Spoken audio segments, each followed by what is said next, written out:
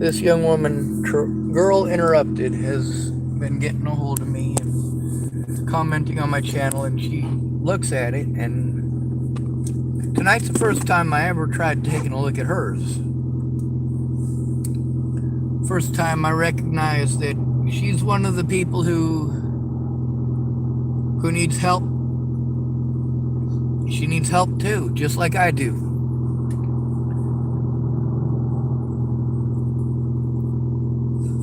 She talks about a lot of the things that I do, about going to friends and family who don't care or who help your predators. Knowing what your predators do, they help those predators. Your friends and family help them. Help them financially, help them physically, help them in all sorts of ways that they don't help you.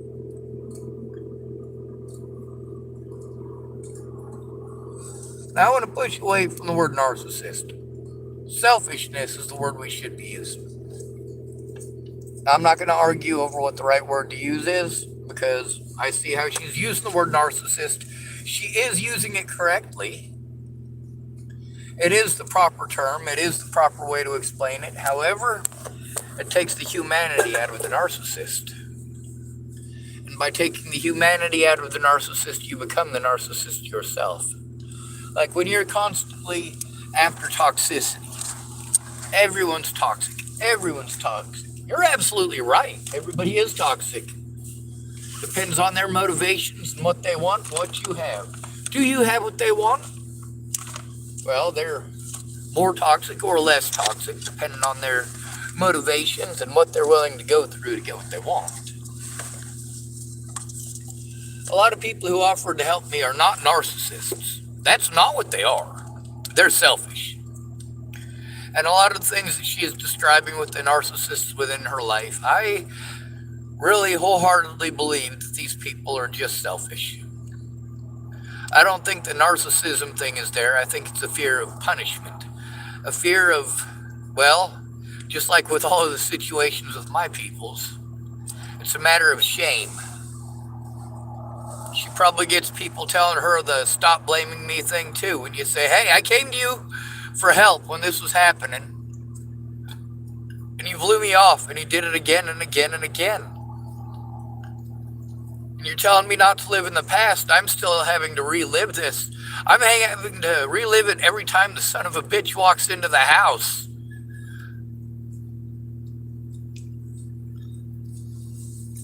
It's the national epidemic. From Girl Interrupted to myself to Brittany Richmond.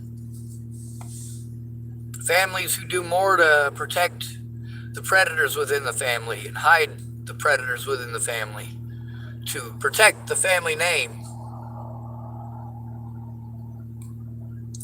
while ostracizing the victim. Like, hey, you won't help me turn this son of a bitch in, but you take his money. He ain't helping his kids out, but you gonna take his money. That money probably ought to go to his kid. Why are you still accepting bribes from your daughter's predator? Why are you still doing that? And then there's the nobody cares, and I can hear it in Girl Interrupted's voice about she needs help, but nobody gonna hear it. They just gonna type that pretty shit at her. And I looked at it, holy fuck, people type pretty shit at her too. That ain't help, holy fuck. No, she's screaming out for help. She's got actual problems, and I'm sorry, I'll pray for you. Holy shit, that is so off-putting and dismissive. Girl Interrupted, I don't know how late they're open tonight. I want to extend to you, I need a break. I need to pretend somebody gives a shit, actually gives a shit. I'll spend the next couple of days with you for Christmas online. You can sit in your car and freeze, and I'll sit in my car and freeze, and we'll both acknowledge each other's presence and existence. The people in this town been good to me the last few days. I'm not going to pretend they ain't. I can't send you $1 million, and I'm pretty sure it's too late tonight to try to send you anything. But if I could send you some money so you can sit in a Denny's somewhere warm, if there's anything like that that's open 24 hours, I mean, we could both speak up. We could both make a full day of getting to know each other and each other's situations and even freaking out on each other a little bit. I'm aware that you can hold your own and you can handle yourself when you need to. So if you're in public, you know how to maintain that the best you can, and if you got to step outside and scream, you know you can do that. Borderline personality disorder is a tough cookie. Isn't that a rude way of saying it? You know what BPD is? Borderline personality disorder? It's a trauma response. Primarily a trauma response to neglect. Long-term abuse combined with neglect. The more people neglect you and blow you off and tell you those pretty words while doing nothing to actually help or find out what's going on, they're just saying what they've been taught they're supposed to say, and that destroys somebody's mind. It destroys them emotionally, it destroys them physically. It dismisses them outright every time you do it, and you do it again and again and again. And you don't care that you are stepping all over somebody else's, well, being. With what Girl Interrupted is going through, and I don't mean Winona Ryder. I mean the young woman who's using the tag of Girl Interrupted here. The one who's... Well, I hope you guys go to her channel. I hope especially those of you with borderline personality or those of you who have family members with it, please listen to this young woman. The things that she has to say are important. Maybe you guys will listen to her and you will stop and have some self-reflection and realize that you have done this to people in your own family. You have given them these afflictions by not hearing them. Then once you have such and said an affliction, your trauma is now used as an excuse not to listen to you, to discredit you. Oh, you're mentally ill. You're mentally ill. And your family doesn't bother to find out that borderline personality disorder is not the same thing as multiple personality disorder. You are still the same person. But now you have a trauma response because you know what it is that it feels like to be blown off. And you know what words it is that people use and the tone of voice that they use when they do such a thing. You've learned through your life. Well, the same things that I have. How to spot a bullshitter.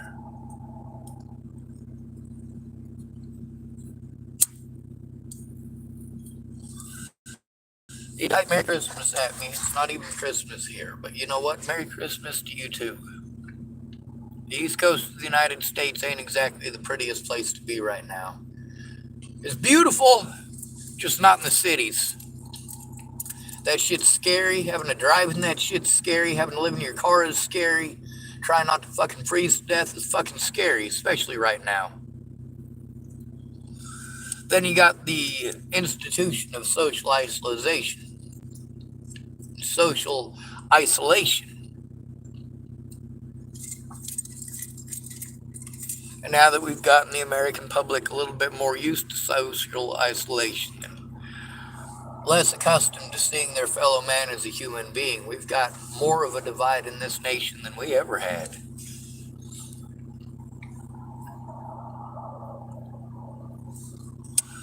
I sent a couple of messages to Miss Girl Interrupted. It seems to me she's not emo at all. It seems to me she's one of those people would call emo, but no, she's a fucking person. She's a human being with thoughts, feelings, and emotions of her own. She should be allowed to be who she is. She should be allowed to have her own thoughts, feelings, and opinions, and she should be allowed to express them without being dismissed as if she's wrong for feeling that way or for thinking that way. She uses the word narcissist in the right way, but we don't have all the information. For a lot of people, it's about, well, about preserving their own personal prestige, their own standing among men or women in society, I suppose. That would be a better way of describing it. There's a lot of things that the way I describe them are incorrect, and I have to stop and correct myself. And it becomes very confusing to try to explain it to somebody who's not looking at the evidence.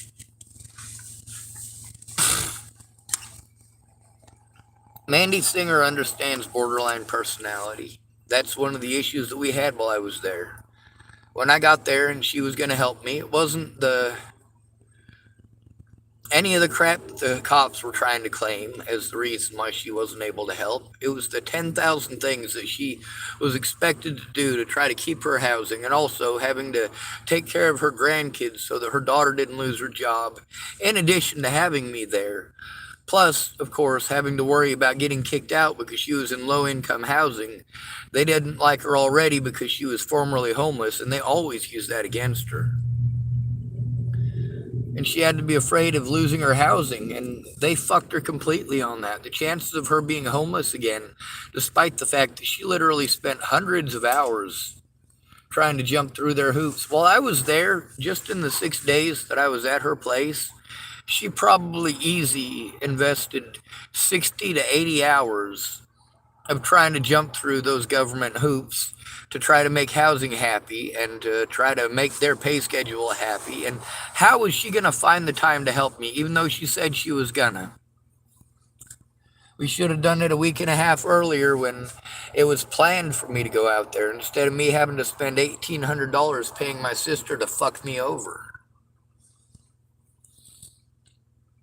So yeah, I get your pain. We can be good to each other. We're allowed. It's all right for us to be good to each other. And it ain't all right, people, to shame us for being good to each other. You are a person, and I want to thank you for existing. I'm also having a shit ton of anxiety right now. I'm hoping she's safe, and I'm hoping I didn't say or do wrong things. I do know that borderline personality is a bit different than autism, and I thought she was autistic. She might well be. But I also know that borderline personality disorder is a different monster of its own. This is well, it's similar to PTSD, and that's the problem, is that people don't look at it as, well, one of the symptoms of PTSD, as a system and an institution of trauma that is developed from trying to be heard when you're abused. It's not the abuse itself, it's the neglect that leads to suicide. The people blowing you off and telling you they'll fucking pray for you. I'll keep you in my prayers, but fuck off.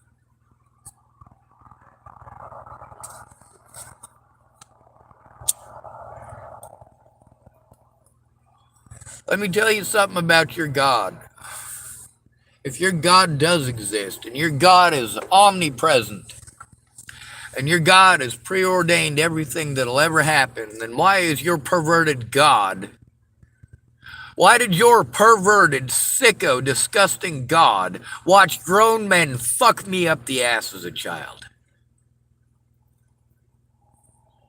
No, fuck your prayers. Prayer without action is just stupid. You can sit there and pray all day for God to pick that piece of candy up off the table and put it in your mouth. But God ain't gonna do shit for you. Get off your ass.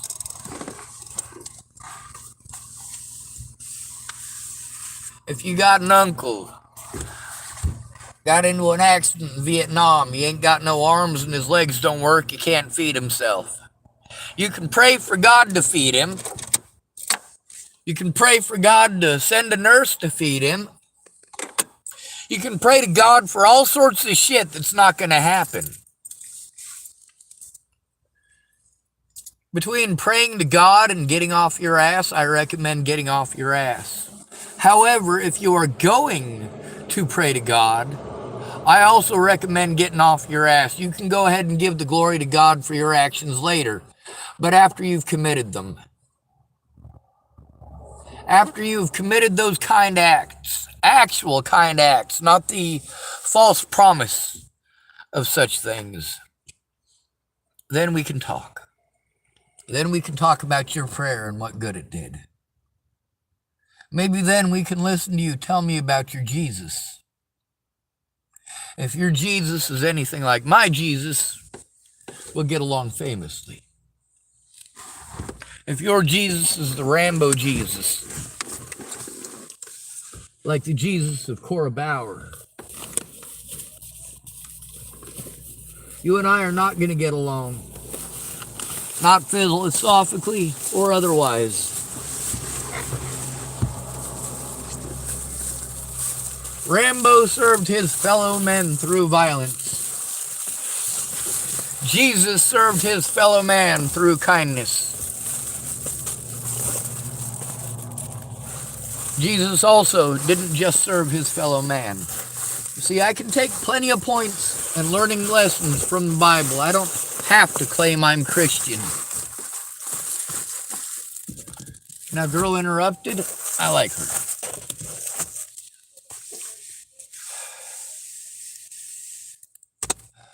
I also feel as if I have neglected a potential ally who not only could have helped me, but I absolutely could have helped her. What the hell have I been doing?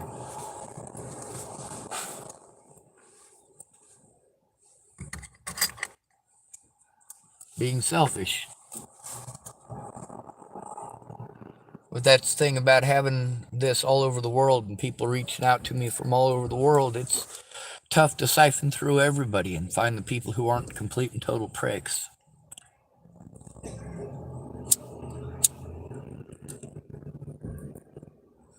Girl interrupted, I'm glad you exist. I'm not going to tell you this if I was there bullshit. If there's something I can do from here, let me know.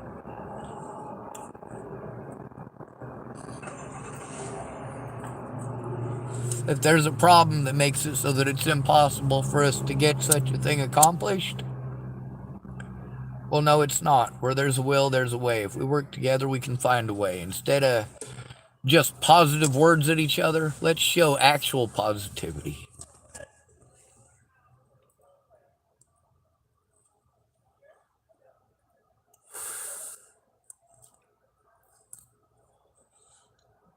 Merry Christmas, girl interrupted.